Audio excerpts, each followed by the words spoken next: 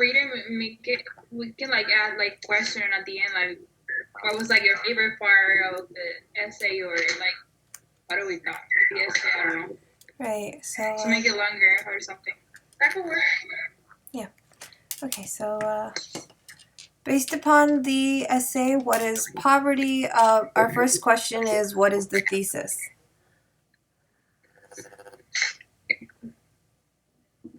Okay.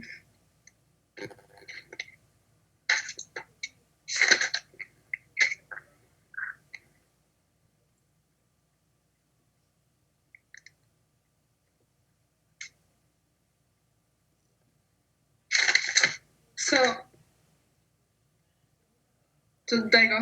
Yeah, sure, go ahead. Okay, so I think that the thesis is like more about like describing like, I don't even know, like describing all the aspects of poverty, because I think like before people like just think that poverty is just about money, but there's so many things that go into it, like why are you in poverty and the reasons why and how, like Yeah, it's the goal is basically to how the narrator is trying to explain her lifestyle and like how she lives in poverty, and she's also trying to like have us see it as the audience or as the listener. She wants us to, in a way, experience it through what she's saying, just so that we understand what it is that she's saying.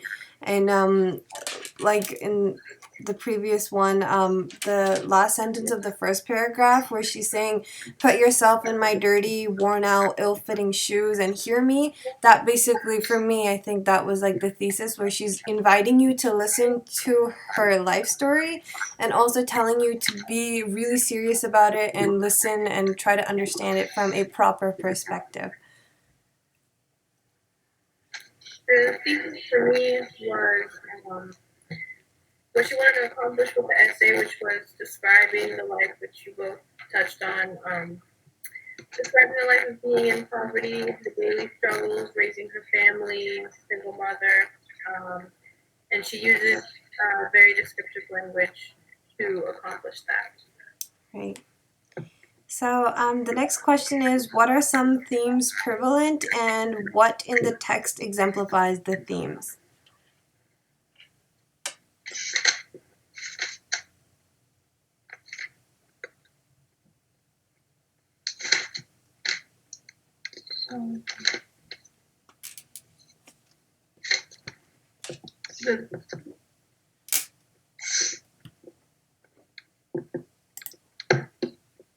so it mainly, of course, like the essays about poverty, but like I think some of the things are like how um how like society works. Like for example, she didn't have enough money, so she couldn't go out to work and make money, but so she has to stay home and take care of her kids, which meant that she couldn't like progress and like get out of the place that she was in. So I think that's like sometimes I'm so bad at this. It's okay. Yeah, like the point at where she was like trying to tell about how she was studying, but then like she was brought out because her mom thought, okay, she could help with the work. Like, I guess that's what you were trying to say. Yeah. So like there are actually so many different themes in here that is underlying in the text. This might sound repetitive, but like there's the natural approach of like poor people. I saw a video actually where I think they tried this out. They had a child dressed in very like proper clothes, clean and rich, and like ask people, "I'm missing," or like, "I need some money, can you give it to me?" And in a restaurant, and they did. It was like a social experiment. And then the same girl was dressed in like homeless clothing just for the test, to test it out, and people were like they were pushing themselves away from her. So that is one theme which is addressed in here, where the narrator says that my boys, other boys will not play with my boys, they will look towards others, and how poverty eventually leads to the wrong things. This is something that is addressed in so many like real life movies and stories and novels, where the narrator also says that I see my children behind prison bars already, and my daughter, I see her having a life like mine, which is working really hard. And, like, there are so many different things, like medications and health that is addressed here.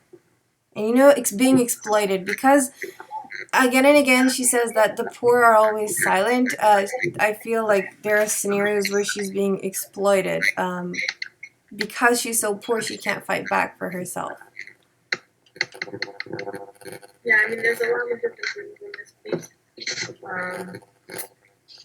I think the theme of sacrifice and having to sacrifice so many basic needs to accomplish, like the most basic need, which is basically food and shelter, because they do have shelter, but the majority of the money that she would earn in her job would go to that. So, like you said, she couldn't afford childcare, so she had to take care of her kids when she quit her job, and then all that really. Also, when she talks about the neighbor and how he has to be paid one way or another, and we all know he doesn't have money. So I think that touches on how women are.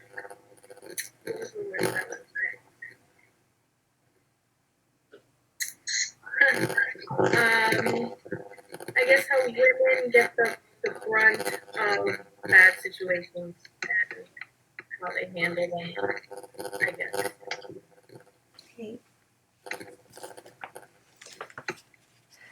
So basically that's what it is. Then it asks like what in the text exemplifies those themes, and that's basically like when the narrator, she presents those scenarios out to inform the audience about that. So the next question is, the essay is for what type of audience? So I think that this essay, like, she wrote it more directed towards like those that do not live in poverty, like those in the middle class or high class.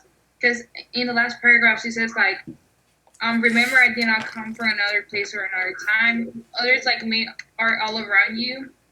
And she's like asking those that do not live in poverty to like look at them with an angry heart and use that anger to try to make a change so they don't continue living in poverty. So yeah, I think Yeah, so it's a very broad audience. Basically, it could be targeted to anyone. Of course, some matters are things that is understood by probably teenagers or adults, but it's for the general audience. It is like the middle class or like any people like.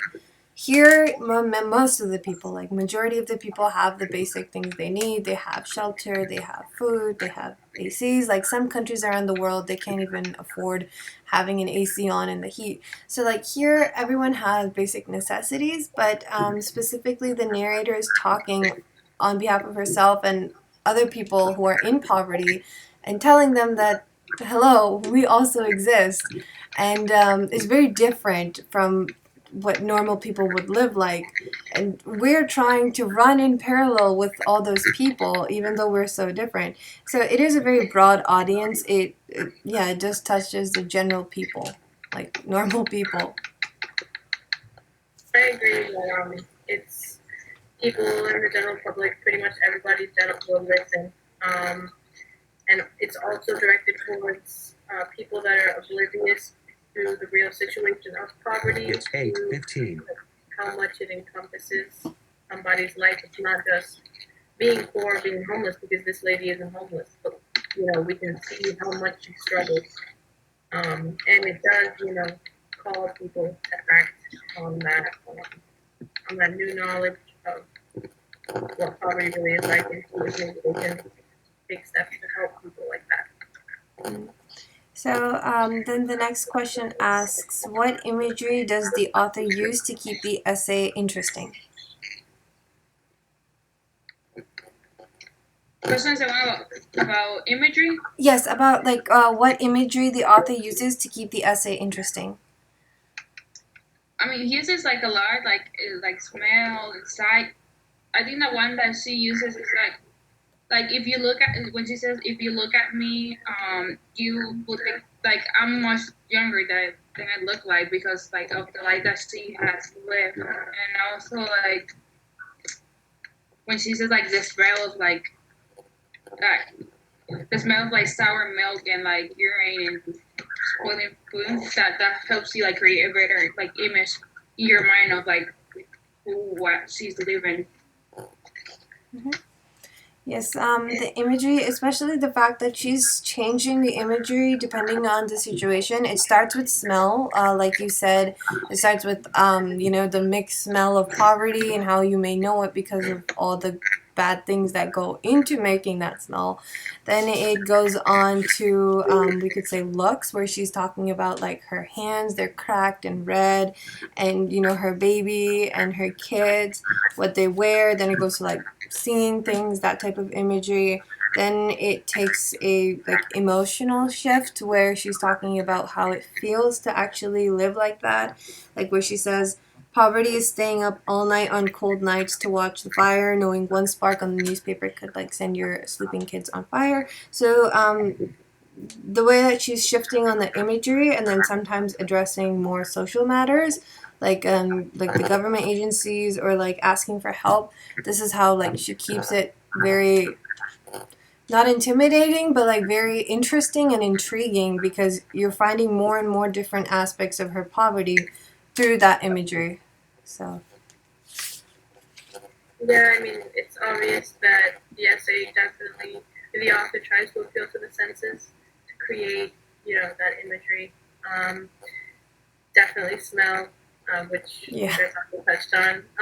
Something that kind of hit me talking about imagery was the cracked red hands, which you mentioned, and the back pain, the constant tiredness, and I think being tired and maybe having your hands all messed up is something that we have all had at one point. So being able to really put yourself into her shoes when she says that she's going through these things constantly allows us to kind of be able to put ourselves into her shoes. yeah. Especially the part where she says that if like, where did it go? It was like if someone else were in my shoes, they would say I would do something, and then she goes to us. She's like, "Of course you would, but for like a day, a week. But would you do it like year after year? That I've been doing it so constantly that there's nothing left for me to do. So that She doesn't want to do it. exactly. She's like done with it. She can't find anything else to do. Yeah. Okay, so the next question it asks, what techniques does the author use to help the general audience or general reader relate to the essay? I think that besides imagery, he uses like a lot of repetition to like mention the different aspects of like poverty. He uses like poverty is asking for help, poverty is remembering, poverty is dirt, poverty is being tired, poverty is looking into a black future. And I think she uses that to make like help the reader understand better like that poverty is not just like not having money, like there's so much more into that word. Right. The fact that she is using like down to earth language. It's not something too fancy. She's not elaborating what she's trying to say. It really is simply down to earth. Her sentences are quite small. It's when she goes to describe that they get longer and longer with the imagery. But it's really small. Like you said, it's poverty is being tired. I have always been tired. These are just such simple sentences that they just directly hit you. and they make an impact, even though they're so small. And like you said, the repetition of poverty, like poverty is dirt, poverty is staying up all night. It's taking the time and going layer by layer to describe the different ways poverty affects life. It's not just one thing. It's not just having like a, I don't know, less salary or less income. It's so many things. So also it like I said, there's nothing fancy. Even if she's talking about medications or operations, they're very common language. They're words everybody knows, like anesthesia and antibiotics and pills. And these things are something that everybody understands and everybody has a like understanding of. So that just broadens the audience range, basically. Because it's so simple. I think that the author, she used the repetition, like you mentioned. She used the rhetorical devices when she was asking like rhetorical questions. When she said, "Would you ask for help if you knew that if you didn't, your children would suffer? Could you be silent too?" In her situation, the parallelism, the way that she, like the essay is pretty much set up definition, description, exemplification. So its property is getting up every morning on a dirty mattress, and then she elaborates on the dirty mattress, and then it's being tired all the time, and then she says why she's tired, because she stays up all night and she does this, she does that. The asking for help, how exhausting, having to say your story over and over again, and how it even loses meaning in her because she's living it and she has to keep telling people, and it's as if people don't care, so why is she even asking for help? So that, I think, really made the essay what it is. I agree. A lot of thought put into actually writing this. It's, Definitely. Yes. So, what kind of descriptive language stands out? I think that since the beginning, like on the third sentence, she started like saying like dirty, smelly. Like she started using a lot of like descriptive words, and that help the reader create a better idea. And that's something that I really like, because sometimes you read like different essays and the author doesn't use a lot of descriptive words, and you have a hard time like painting a picture in your mind. But she was very like straightforward about everything, and she described everything really good. So yeah, that was something that I liked. Yes, basically the way that she's adding into the senses of smell, sight, even hearing, like the buzzing of the insects and like flickering of light, and almost even touch when she's describing her hands or like her baby's skin and things like that. That is definitely description that stands out. Also, the emphasis, like some italicized sentences or phrases or quotation marks, like in the sentence where she says, when I had left them with Granny the last time I had a job, she put Granny in like quotation marks, so that's kind of like, in my mind, it just does this. so that all of those things, these are adding to the description of it, and so in just one quotation mark, that like Granny isn't a very reliable character. So and like again, where she says, you can say in your clean clothes coming from your clean house that anybody can be clean. That's also in quotation marks, gives this image. But it helps to add that description, and it really stands out. So it just adds so much more depth to such a small sentence. Yeah. What really stood out to me, I mean, the whole essay is good, but what really got me was how he uses dozens of adjectives, but in a way that it doesn't make it seem like you're just sitting there describing, oh, the chair, the bright red, hard chair. Like she doesn't dwell on things too long, but he also gives a detailed, explanation. And I thought that was great. The way that she describes the different feelings that come with poverty, like I mentioned earlier, the burning of the hands, the cracked red hands, the back pain, the tiredness, the humiliation of asking the child, the numbness. I mean, she never really mentions that she feels numb, but I think that after reading the essay multiple times, we can deduce that she's just kind of numb to her situation. She's just kind of surviving or trying to get her children to survive rather than living or trying to change the situation. Right. So the next question asks, what's the most vivid image one might take away from the essay? I think for me, it would be like the place that they live in and also how she looked. Because she described the place like to be like dirty and it didn't smell good. So like that like helped me like imagine the place better. And also like she mentioned like that she said my back has been bent over the washtubs every day for so long. So and she also said that she looks much older than she actually is. So that like actually I can imagine her like she didn't exactly say what her age is, but like for example, she was like 30 years old, like she would look 45 or something, and she would be like tired, and she wouldn't be wearing like new clothes or anything. So like everything that everything that she described like helped me like paint a better picture of like her in my mind. Right. That's pretty much the same for me. After reading the whole essay, just visualizing her, it's probably the one thing that I took away from the essay. And like you said, additionally, the place that she's living, or like her living conditions to be more exact, the way she's describing that her house doesn't have screening, it's a good distinction from it was mentioned earlier, it's a good distinction from being homeless and actually having a home, which is just basically sufficing for a shelter. So that's probably one thing that is that I really liked about the essay, is that it gives enough detail to know the setting, know the people, and know their current condition.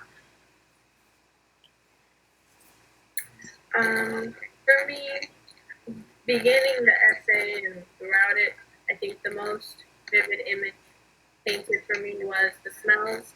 I think one of my best senses is smell, and I could really imagine the urine, the rotten food, the spoiled milk, like the flies buzzing everywhere, the cold, the heat, the sweat. I could really imagine that and how terrible that must be. But then when I finished the essay and I reread it, um, the desperation, like the desperate tone of the author throughout the essay, definitely painted a more vivid image than even the smells. So. Right. It's just like everything has its own like, there's like double meaning almost, which is pretty much why I actually really like reading, is that sometimes the words have double meanings. If you read it over again and if you look at it from a different perspective, you'll kind of understand the different point of view of the narrator. There's like one person talking, but there are so many different aspects of like one thing. It's really interesting. It's as if the essay is so short that each thing that she says, each word, each length of each sentence is strategic. Exactly. In trying what she wants. In such a short essay, giving us all this information and being able to make us feel all of this is really, commendable. Very, very. And that's why I would even say it's like very, very exemplary. Like if you want to see how to use concise words and good sentence structure, then you should refer to this, because it's really, really well written. Definitely. Okay.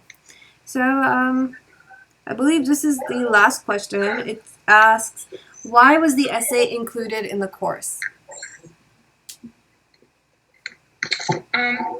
Well, I think that this like topic is like poverty is very relevant topic right now, and maybe we don't realize that it's happening, but it is happening so much around us, and we don't even realize it. And I think that this like as it was in our course, because like there's so much to talk about. Like there are many opinions that can come up out of reading this essay, and so I think that by even in this class we can develop those ideas and thoughts that we have, and by writing and talking about it.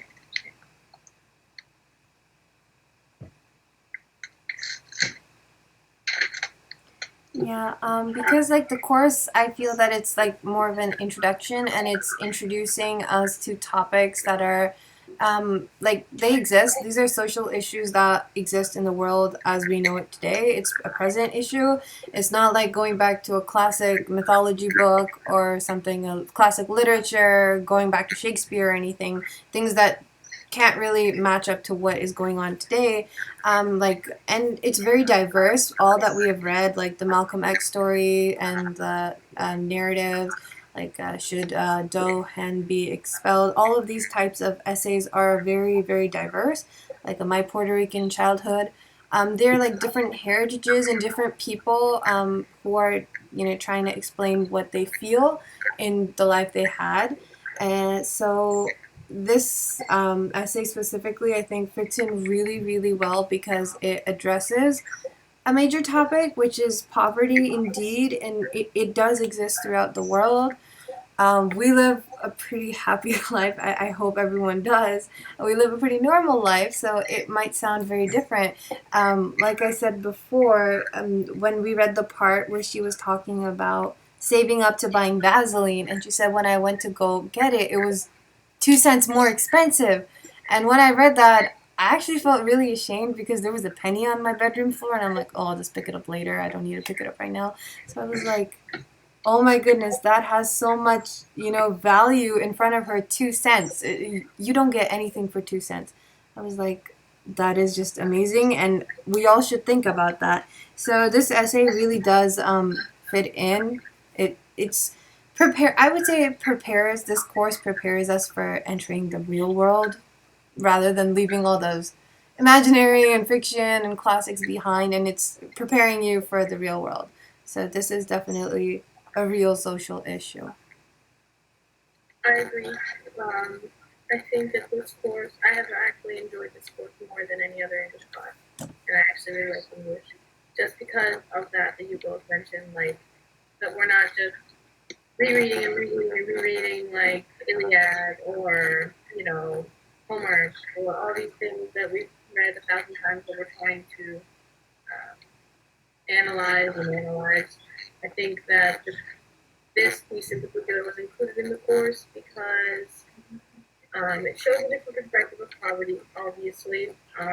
It's somebody that isn't asking for money, which is different to what we're presented with in our daily lives, which is, the homeless man, the homeless woman, the woman with children with the sign, God bless you, like this, and that.